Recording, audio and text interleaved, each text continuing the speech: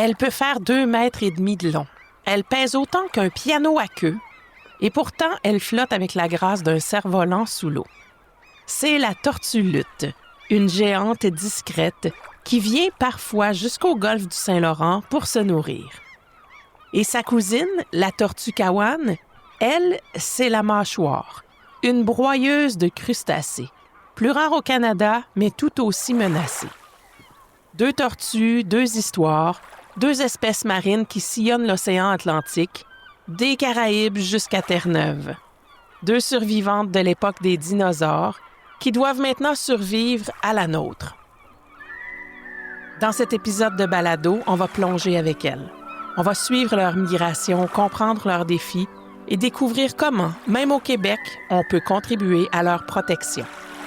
Bienvenue dans Balado, la série qui explore le Saint-Laurent, une espèce en péril à la fois. Cette fois, cap sur les tortues marines, celles qu'on voit rarement, mais qu'on pourrait tous aider. Et aujourd'hui, on ne plonge pas seul. On part à la découverte de ces tortues avec un expert et un ami, Benjamin de Montgolfier, biologiste marin, directeur scientifique de BioLaurentia et de l'organisme AquaSearch. Il est aussi membre du groupe d'experts de l'UICN sur les tortues marines et on peut dire qu'il les suit de près. Depuis plus de 20 ans, il travaille sur leur conservation entre la Martinique, la Guyane et le Canada. Il y a 7 espèces de tortues marines sur Terre et 2 d'entre elles visitent parfois les eaux canadiennes, la tortue lutte et la tortue kawan. La lutte, c'est la géante. Elle peut dépasser 2,5 mètres, peser près de 1000 livres et plonger à plus de 1000 mètres de profondeur. La tortue lutte, elle se distingue des autres espèces. Donc, il y a 7 espèces de tortues marines dans le monde. Puis, je dirais qu'il y en a 6 qui se ressemblent pas mal. Puis, à part la tortue lutte, elle est caractérisée par le fait qu'elle n'a pas de carapace en tant que telle. C'est plutôt une espèce de croûte de cuir. Si on reprend le terme anglais, leatherback, c'est ça. C'est vraiment, elle a un dos en cuir et c'est pas une carapace au sens dur comme les autres tortues. Pas d'écailles dures, pas de motifs hexagonaux, juste une armure souple, noire, striée de lignes pâles et une allure de dinosaure marin. Et c'est la plus grosse tortue des tortues marines. Elle peut faire jusqu'à... Les plus grosses avant, c'était 4 mètres. Aujourd'hui, c'est plutôt 2,50 mètres, 3 mètres pour vraiment les plus grosses. Donc, c'est énorme. Ça peut faire quasiment 1000 livres. Donc, c'est un énorme animal avec une tête ronde, visqueuse. On a un côté dinosaure. On pourrait se dire que les ancêtres des tortues marines, c'est 252 millions d'années. Et on pourrait se dire que les 6 autres espèces de tortues découlent de l'évolution des tortues marines, puis que la tortue lutte, ça s'est un peu arrêté avant. Et c'est vraiment un héritage, entre guillemets, de l'époque des dinosaures. La tortue kawan, elle, est plus compacte. Autour d'1 mètre de long, avec une carapace épaisse brun-rouille et une mâchoire puissante, très puissante. Elle mange des crabes, des mollusques, même des coquillages durs. La tortue kawan, Caretta caretta, de son nom latin, a l'une des morsures les plus fortes de toutes les tortues marines. Sa mâchoire peut briser un crabe comme une noix. La lutte, elle, préfère les méduses. C'est même sa spécialité. Elle peut manger l'équivalent de son poids en méduse à chaque jour. Pas de dents dans sa bouche, mais des papilles pointues dans sa gorge, tournées vers l'intérieur.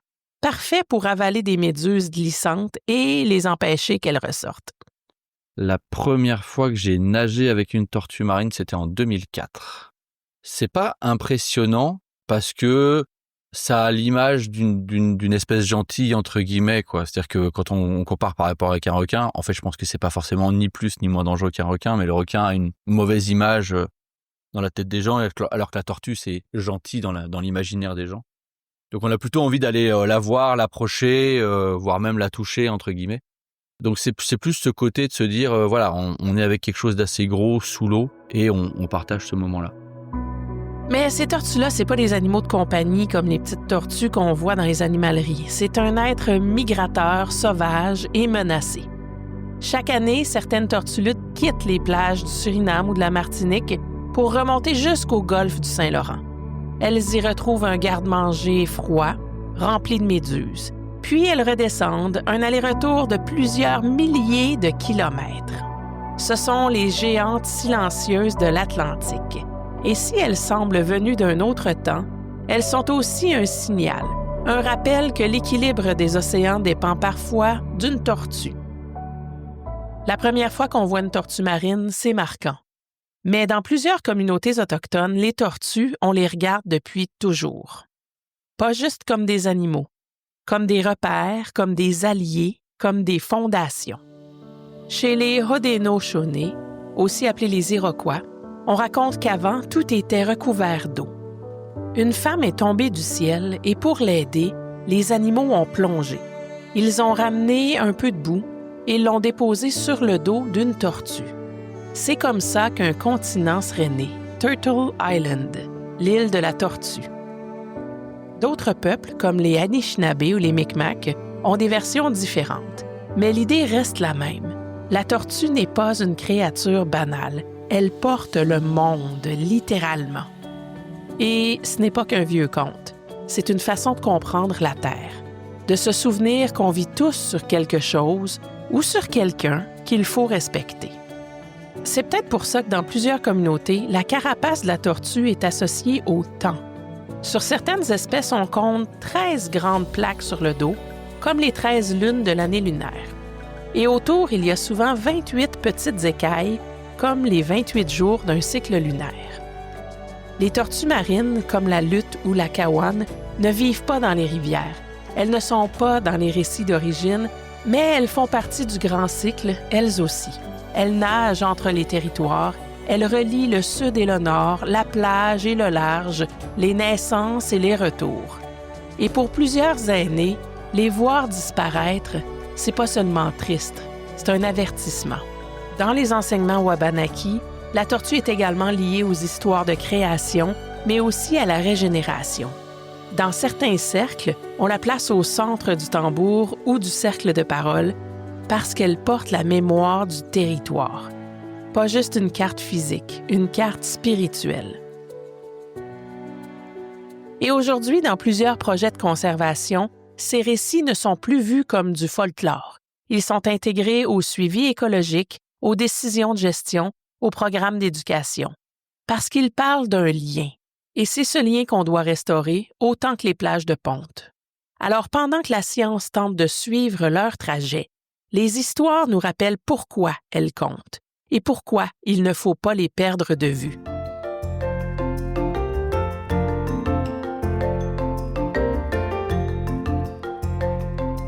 Suivre une tortue marine, c'est pas comme suivre un orignal ou un oiseau. Elle peut plonger pendant 2 heures, nager des milliers de kilomètres et disparaître sous l'eau pendant des jours. Alors pour comprendre comment elles vivent, où elles vont, ce qui les menace, il faut être bien patient et très bien équipé. C'est quand même une tortue qui peut passer 2 heures sous l'eau d'affilée, qui va remonter 10-15 minutes puis redescendre, donc on la voit pas beaucoup. C'est là que la technologie entre en jeu. Les chercheurs utilisent des balises satellites pour suivre leurs déplacements. Des tortues luttes marquées dans la Caraïbe ont été repérées jusqu'aux eaux froides du golfe du Saint-Laurent. Certaines ont parcouru plus de 12 000 kilomètres en une seule saison. Grâce aux balises, on a pu reconstituer leurs itinéraires, des allers-retours de plusieurs milliers de kilomètres. Des tortues suivies depuis les Caraïbes ont été détectées dans les eaux froides du Golfe, puis de nouveau, plus tard, sur les plages de la Guyane ou du Suriname. Leur cycle de vie est un long voyage, et chaque escale est vitale. Mais avant de pouvoir les suivre, encore faut-il savoir où les trouver. Et ce n'est pas simple. Leurs habitats sont vastes, leur comportement imprévisible et leurs pontes très éloignées.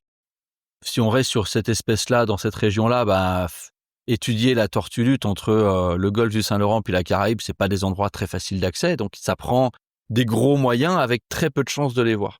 Donc c'est compliqué parce que on va étudier une espèce qu'on voit pas beaucoup, et malgré tout, il faut arriver à avoir un maximum d'informations. Quand une tortue revient pondre, c'est une chance pour les chercheurs.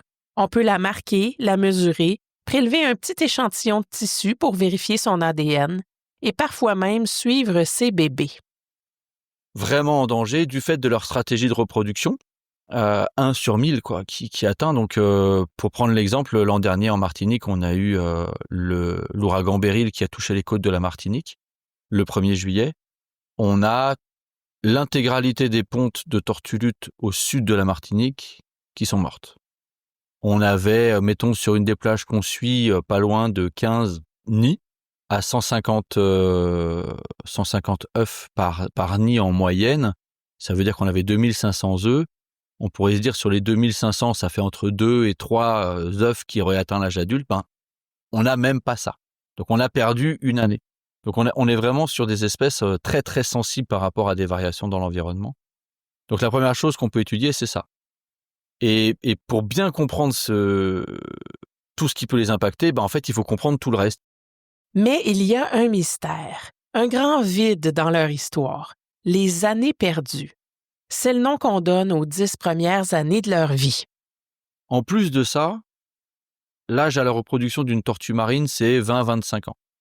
Donc au moment où elles vont naître sur une plage et qu'elles repartent dans l'eau, elles reviendront quand elles auront à peu près une vingtaine d'années. Et avant ça, elles vont aller du côté de certains sites d'alimentation juvénile. Donc généralement, on les revoit, elles ont déjà une dizaine d'années. Il se passe quoi entre 0 et 10 ans ? On n'en a pas la moindre idée. Ça s'appelle les années perdues en français, Lost Years en anglais.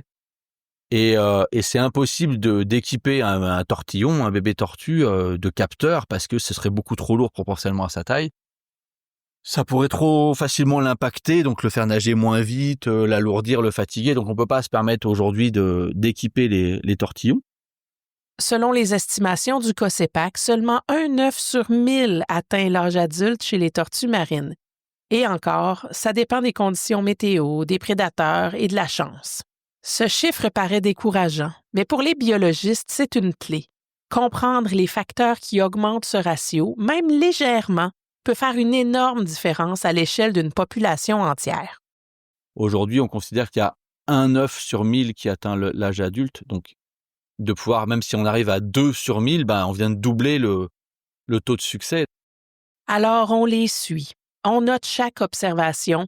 On repère les plages de ponte, les zones de nourriture, les routes migratoires, et on partage ces données avec les pêcheurs, les scientifiques, les gouvernements, les ONG. Mais il y a encore tellement de zones grises. On ne sait pas avec certitude où se trouve la majorité des tortues kawanes nées sur les plages du Sud. On ne sait pas non plus ce qui les fait revenir.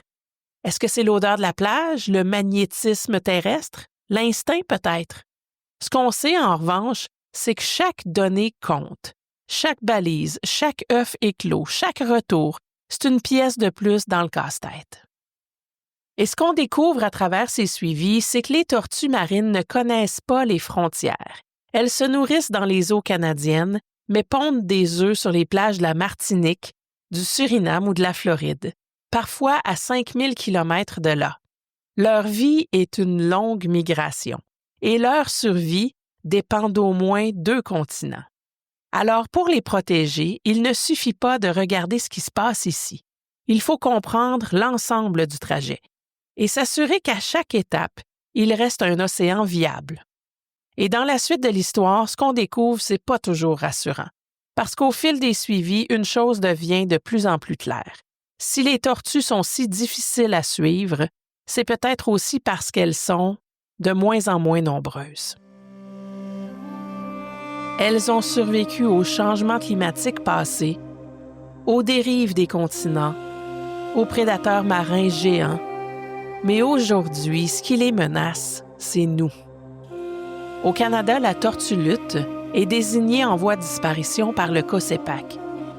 Elle est aussi classée en danger à l'échelle mondiale par l'Union internationale pour la conservation de la nature, l'UICN. Ces populations du Pacifique ont chuté de plus de 95 % en quelques décennies. Et même dans l'Atlantique, où elles sont un peu plus nombreuses, les suivis montrent quand même un déclin lent, mais constant. La tortue kawane, elle, est inscrite comme espèce menacée au Canada. Moins présente dans nos eaux, mais quand elle y est, elle fait face aux mêmes dangers. Et les menaces sont multiples. Certaines visibles, d'autres silencieuses. il y a eu un gros impact sur les aires de reproduction qui ont vraiment diminué avec ce qu'on appelle l'érosion côtière. Donc les plages sont grignotées d'année en année. Et donc, une tortue luth, elle a besoin de sable, le sable classique. Pas de cocotier au-dessus, pas d'arbre au-dessus, vraiment du sable sur la plage, elle va pondre en plein milieu. Vous enlevez ça, eh ben, elle est obligée de trouver un autre endroit. Les plages disparaissent ou changent de température, et ça, c'est un problème. Chez les tortues marines, la température du sable détermine le sexe des bébés. T'as peu, là. Comment? Et plus il fait chaud, plus il y a de femelles. Que ouais? Une incubation à 29 degrés Celsius produit à parts égales des mâles et des femelles. Au-delà de 31 degrés Celsius, presque tous les œufs donnent des femelles. Et ça, à long terme, ça met toute la population en déséquilibre.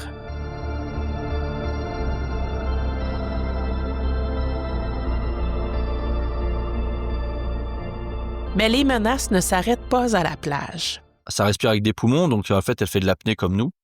Elle est quand même plus adaptée à l'apnée, donc elle peut rester jusqu'à 2 heures sous l'eau. Mais au bout de 2 heures, il faut qu'elle remonte anyway. Donc, si elle est empêtrée dans des cordages, et qu'elle n'est pas capable de remonter, effectivement, elle va mourir noyée.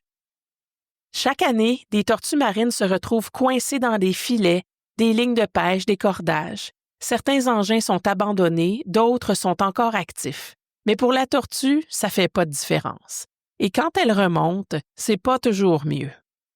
Pour partir du golfe du Saint-Laurent pour se rendre jusque dans la Caraïbe, il suffit de regarder une carte sur Marine Traffic, par exemple, et on va se rendre compte qu'il y a une grosse circulation de bateaux. Et donc, encore une fois, quand elle va remonter pour respirer, les bateaux, elle les entend pas forcément à chaque fois. Et donc, elle peut rentrer en collision avec un bateau et donc, effectivement, mourir. Elles n'entendent pas toujours les navires approcher. Et elles remontent et parfois, c'est trop tard. Et il y a aussi ce qu'elles avalent sans le vouloir. Les tortues luth se nourrissent de méduses. Et donc, effectivement, le sac en plastique dans l'eau pourrait être confondu avec une méduse. Les autres tortues se nourrissent de poissons morts, éponges, herbes, des choses comme ça. Donc, il y a moins de risques que voilà. Par contre, c'est pas parce qu'il y a moins de risques que ça n'arrive pas, parce qu'aujourd'hui, dans 80% des tortues mortes, on retrouve des débris de plastique. Alors, est-ce que le débris de plastique était au milieu de l'herbe, des phanérogames marines quand elle a mangé, etc. Donc, voilà.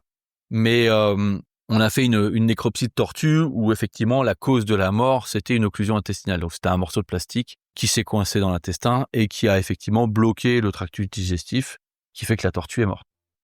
Plus de 80% des tortues marines retrouvées mortes dans le monde contiennent du plastique dans leur système digestif.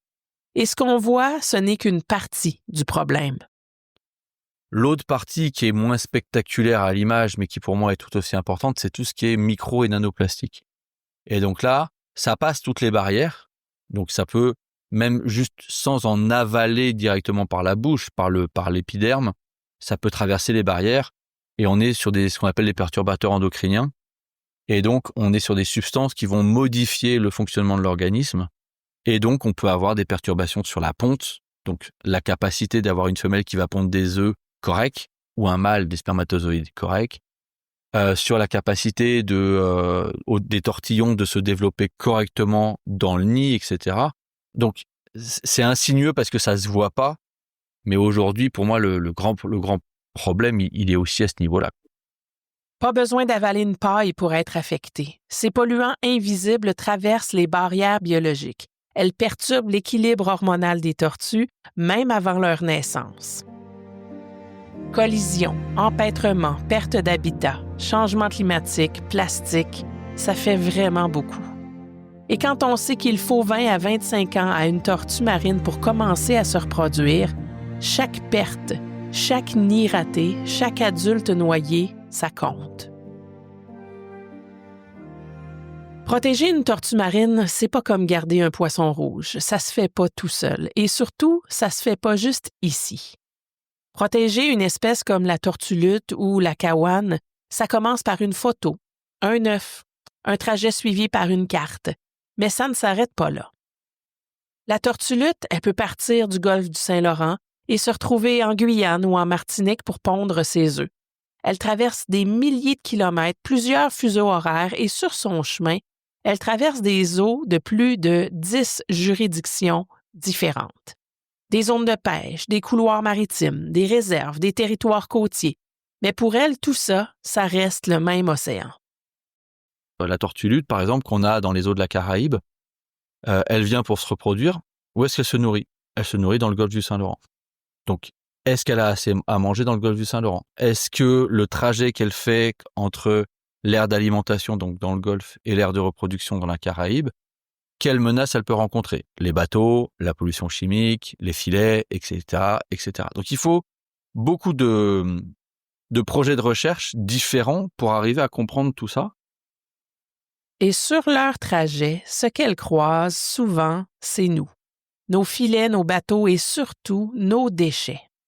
Les tortues luttes peuvent manger des centaines de méduses par jour, mais un sac de plastique qui flotte entre deux eaux, ça ressemble exactement à la même chose. Et pour une tortue affamée, la confusion peut être fatale. Heureusement, on peut aussi croiser leur route autrement, en soutenant un programme de suivi ou en participant à un nettoyage de plage ou juste en disant non à ce fichu couvercle de plastique sur nos boissons. Selon les chercheurs, une bonne partie du plastique marin vient de l'intérieur des terres.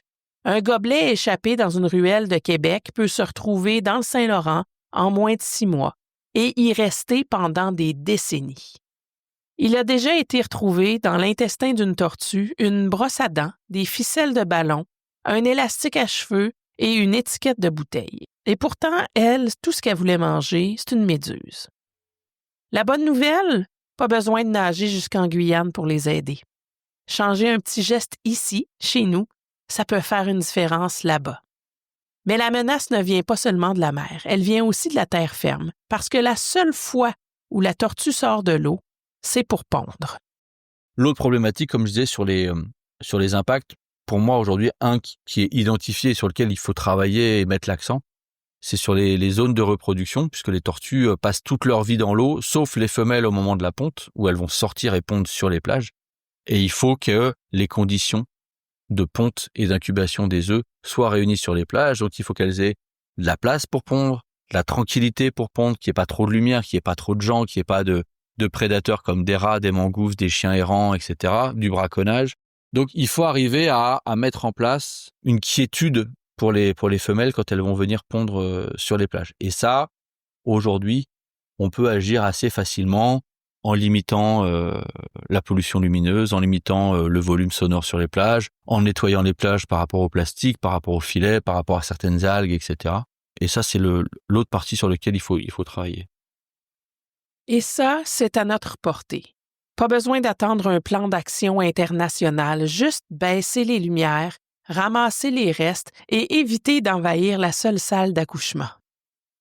Sur certaines plages des Antilles, les tortues viennent pondre exactement au même endroit que leur mère 20-30 ans plus tôt. C'est un repérage par magnétisme terrestre. Et si la plage a disparu, la tortue ne pond pas, tout simplement. Alors oui, elles sont vieilles, robustes, migratrices, mais ce qui décide de leur avenir, parfois, c'est juste un lampadaire. Et pour les tortues, ce genre de changement, ça vaut plus que 1000 GPS. Les tortues sont de grandes voyageuses et leur trajet, il peut être protégé qu'à une seule condition, que les données circulent et que les pays collaborent. C'est ce qu'on appelle de la conservation migratoire, un effort collectif qui suit les courants et non pas les drapeaux. Et cette collaboration, elle existe. Des projets scientifiques comme ceux de la mission Milton ou des réseaux d'alerte en mer connectent les chercheurs entre les Caraïbes, l'Amérique du Nord et même l'Afrique de l'Ouest. Mais il y a aussi des gestes locaux. Et ceux-là aussi, ils comptent beaucoup. Le nettoyage des plages, ça peut sembler symbolique, mais si une tortue s'échoue pour pondre et que la plage est polluée ou qu'il y a du plastique, elle ne pondra pas. Je pense que si on prend une action québécoise comme le projet Milton, sur du nettoyage de côtes, du nettoyage de plages, etc., ça, c'est le bon système pour l'instant parce que, notamment, il faut pas oublier que pour le Saint-Laurent, les tortues remontent pas jusqu'à Montréal, mais par contre, l'eau les déchets de Montréal se retrouvent dans l'estuaire. Donc, plus on est en haut dans le fleuve, plus ce qui va être jeté dans le fleuve aura des conséquences à 2, 3, 4 000 km plus bas. Donc c'est sûr que ces gestes-là, ils comptent. Donc c'est vrai que tout ce qui est macro-déchets dans l'environnement, qu'ils soient plastiques ou autres, hein, ça a de l'impact. Donc ça, c'est des actions qui peuvent se faire au quotidien sur effectivement déjà à la maison, trier correctement les déchets, limiter déjà les déchets. Le meilleur déchet est quand même celui qu'on produit pas. Et puis après, effectivement, en fonction des endroits où on passe les vacances, les fins de semaine, de s'assurer qu'on laisse les endroits qu'on fréquente en bon état, sachant que même si on est dans une rivière, dans les chic-chocs, la rivière, elle finit par se jeter dans le fleuve. Donc le plastique qui est sur le bord de la rivière, il finira dans le fleuve. Donc c'est surtout pour les enfants, à mon avis, prendre conscience que à partir du moment où il y a de l'eau, ça se retrouvera dans le fleuve, ça se retrouvera dans la mer. Les tortues sont exigeantes.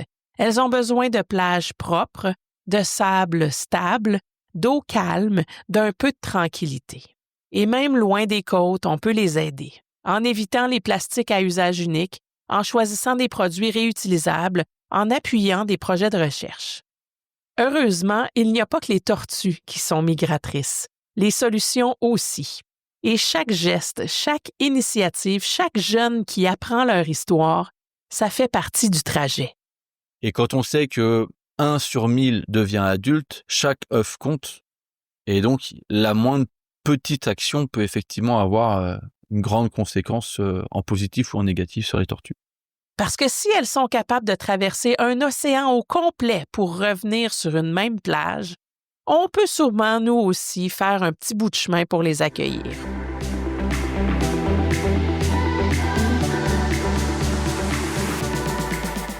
Merci d'avoir plongé avec nous dans le monde des tortues marines, des espèces anciennes, puissantes, mais vulnérables.